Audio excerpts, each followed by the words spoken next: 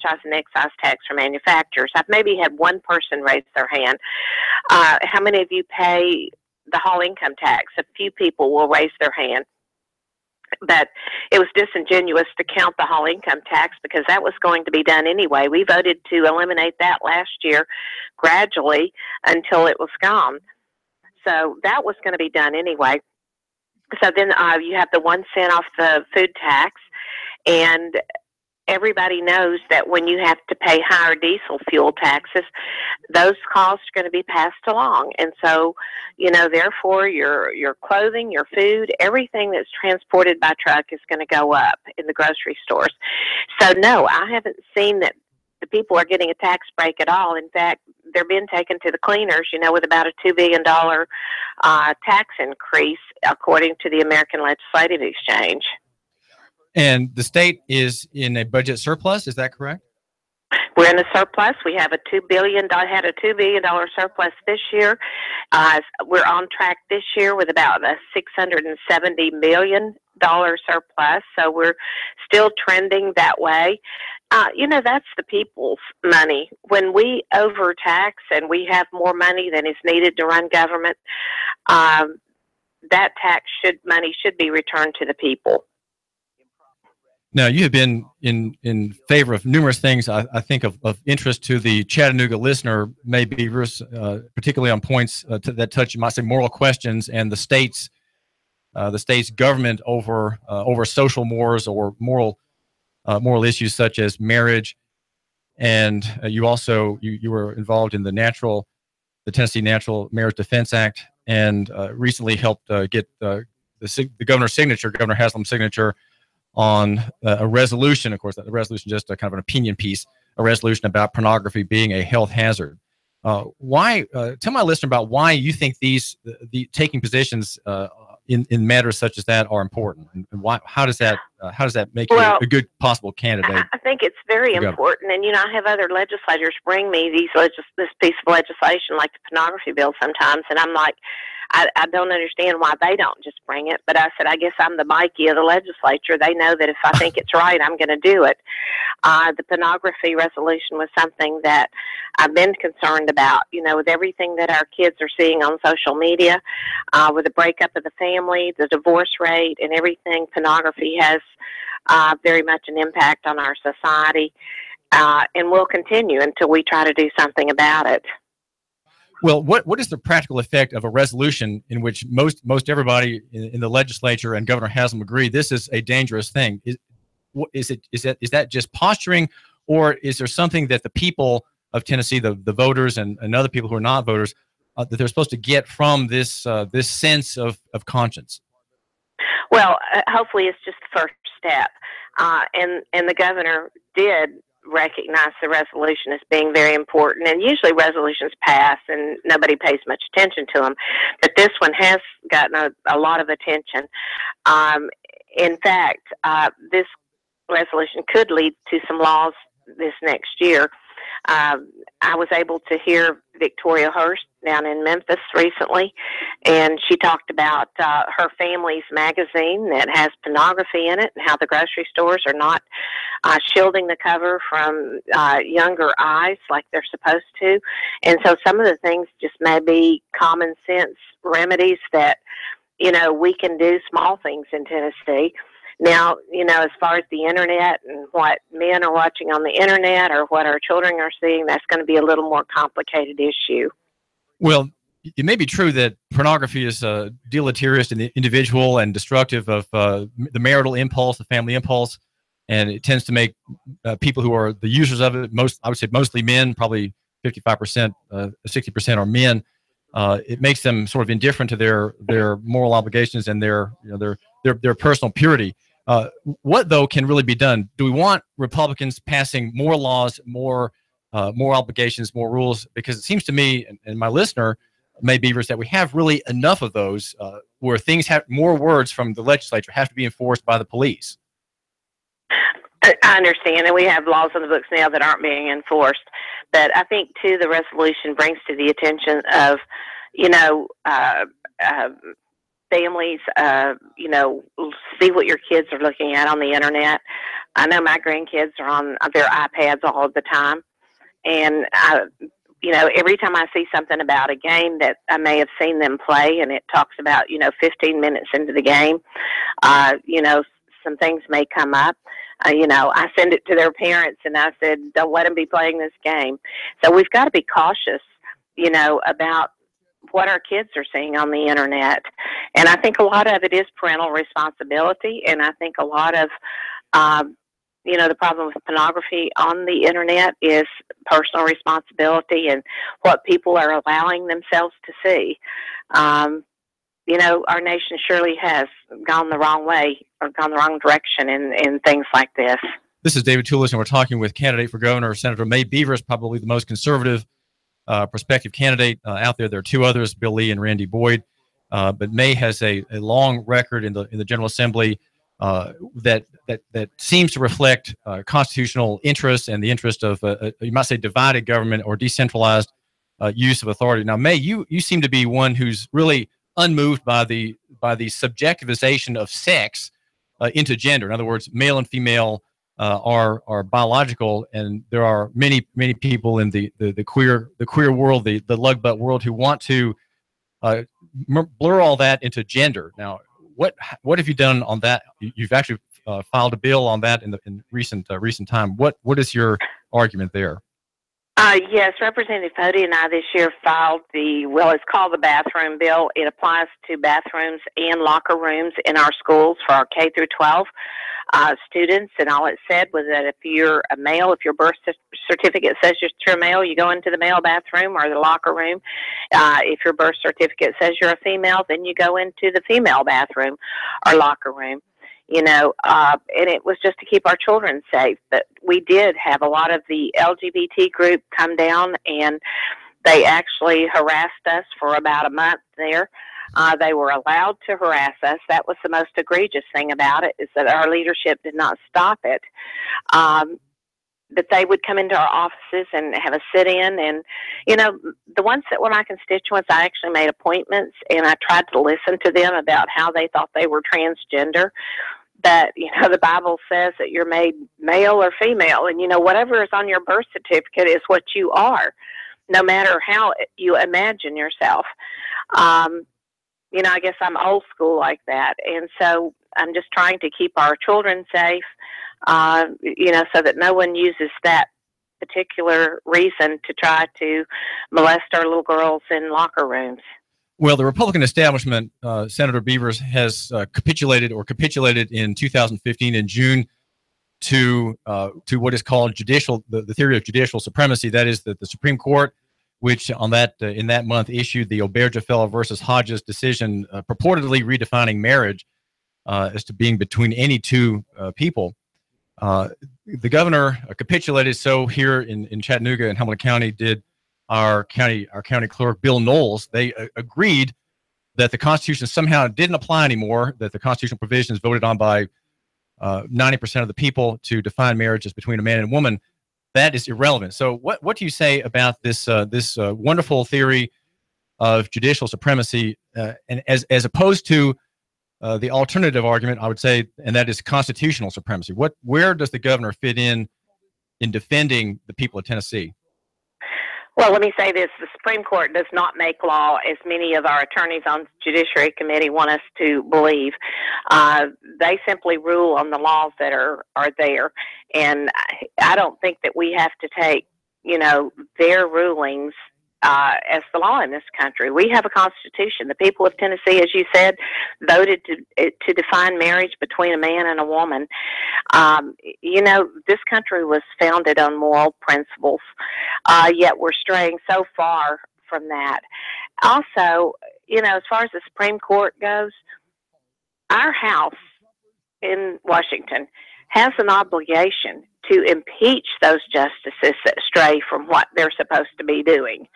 And I think it's about time they started some impeachment proceedings on some of our judges. Well, that's easy to say, Mae Beavers, because in that analysis, you're sort of expecting other people to do something to stop a mudslide, a moral mudslide, if you will, sloshing across the state out of Washington and the judicial branch there. Can we say that Governor Haslam did something wrong in not saying no? This ruling has nothing to do with us. We have already made that decision, and I stand for the people. I stand on our law. I took an oath to uphold the Tennessee Constitution, and I will do so. And just make me. In other words, just make me. That was what he didn't do. He refused to do anything like that, and to, you might say, interpose himself between an illegal opinion and the people. What about you? What would you have done had Obergefell come on your watch, Mae Beavers? I would have called on our Attorney General to file suit over that, saying that we have defined marriage in Tennessee and stand up to the federal government and affirm our 10th Amendment rights to our Constitution. But why would you have to file suit for that? Couldn't you just say, well, there's no point in suing because the appellate court would be, in the end, the court that made the initial pernicious ruling in the first place? Wouldn't it be better to say, well, we're here in Tennessee and we are putting Washington on judicial notice that this has nothing to do with us. It is irrelevant to us, and we reject it as having any claim or authority over us. Is that not what Governor Haslam should have done? And is that not what he should have done? I brought the Attorney General up because we've had so many cases in Tennessee where our own Attorney General would not defend us on issues. And that's why I have been advocating an elected Attorney General, as most other states have. We're one of the only ones that have the appointment process as we do. Our Supreme Court appoints the Attorney General. And in Tennessee, I'm still confounded that people in Tennessee voted to give up their ability to elect Supreme Court justices. But they did, and we are where we are. But that makes the Attorney General twice removed from the people that he represents. We have no direct vote on the people that actually appoint the Attorney General. So therefore, he feels no obligation to stand up for us on any of these issues, including most recently the immigration issue with illegal immigrants, our refugee resettlement. We are suing the federal government right now. We had to employ the Thomas More Law Center. They had agreed to do it free, but our own Attorney General refused to represent us on standing up for the state on a cost that is being incurred because of a decision by the federal government to bring refugees into this state. Well, now, one thing that Governor Bredesen did when he was in office is he got us out of the refugee resettlement program. But then the federal government goes behind our backs and they contract with Catholic charities and other groups, and they're still bringing refugees in, which throws them into our educational system, our health care, our food stamps, and everything else. It's costing us somewhere between $400 million and $600 million a year. Well, Senator Mae Beavers, you say you don't believe in the idea of judicial supremacy, but if you keep relying on the Attorney General to sue for you to make the claims of the state, you do in fact rely on lawyers who hold to that theory. And in the practice of making the state's case in court, you are also sort of upholding that theory. What about just saying, if I'm governor, we're not suing anymore, we're not going to court anymore, we're just saying no? That would take real executive courage. That would take you might say leadership, where the governor represents the state itself and the people, and says we're just going to have our own. If you want to take $7 billion from us in your subsidies for our recognizing marriage, well, so be it. We don't have a statesman. And I do agree with you wholeheartedly on that. We need to take a stand, not only, as a state, but a moral stand on that issue. Well, the threats to charge the state $7 billion in Medicare, Medicaid funds over 10 years if it didn't agree to Obergefell, that's just a threat. Would the federal government really hurt all of its constituents, all of its people on its dole in Tennessee just to make that point? I doubt it. I don't think so, and I think we've got to get Washington's attention on some of these issues, to affect any change. Hopefully, President Trump is going to make some changes. One of the things that I did this year was bring a resolution asking President Trump and Congress to send us our road money without any strings attached, without any mandates, because right now we can spend less than half of the money that we get from Washington actually on road projects. The rest can go to welcome centers, parks, walking trails, a variety of different things, and we have no say. So when we're needing roads in Tennessee, we can't take that other money that comes in and spend it on anything. And some people see these, some of these things as frivolous. I'm a conservative, and you spend your money where it's most needed, and you make those decisions. And Tennessee ought to be able to make those decisions, not the federal government. Well, the 10th Amendment points out that we have in our national system enumerated powers given to the national government, and all powers not given to it expressly are reserved to the states and to the people. And you may have a reputation for being a 10th Amendment elected official. So, in a nutshell, what is this idea that you have of the lesser magistrate defying edicts or claims from the greater? How does that work? You have just a minute for the answer. Well, that was the legislation that we passed this last year, or tried to pass this last year, on the Defense of Marriage Act, saying that, Tennessee makes the laws on this. This is in our Constitution. We need to stand up to the federal government. And what other realms, Mae Beavers, might that theory operate, other than marriage? It could operate in a lot of different areas. I had the healthcare compact that I carried one year, asking the federal government to block grant the money down here, let us decide how to spend it. Had another piece of legislation, the Tennessee Firearms Freedom Act. We were actually the first state to pass that. Montana followed us. But that said that, firearms, ammunition, all those things related to firearms that are manufactured in Tennessee, the federal government really has no say about those things as long as they don't cross state lines.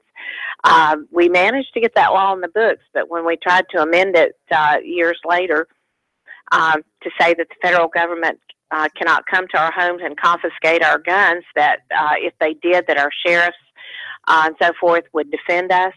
The chairman of Judiciary declared that the Supremacy Clause trumps our Second Amendment rights, which tells me that some people don't understand the amendments to the Constitution. Those were put in place so that, because our founding fathers had, said that one day somebody will question this and wonder what we meant, and it lays out clearly that we have Second Amendment rights.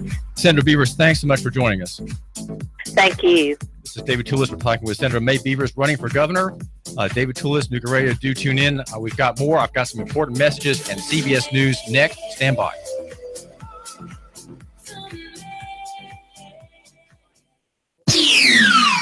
The Tennessee Valley's news, talk, and sports leader. Nooga Radio, AM 1240 and 92.7 FM.